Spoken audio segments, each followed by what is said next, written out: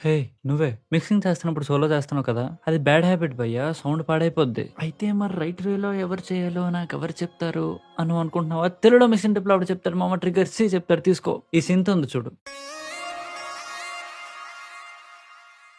బానే ఉంది గదా! ఇప్పుడు సడెన్‌గా ఇదే సింత్‌ని మొత్తం మిక్స్ కాంటెక్స్ట్‌లో గాని నేను ప్లే చేస్తే అయ్యో! Sorry sir. నేను మిక్సింగ్ చెడగొడదాం అనుకోలే గాని అనుకోకుండా చెడిపోయింది. అన్నట్టుంటది విను.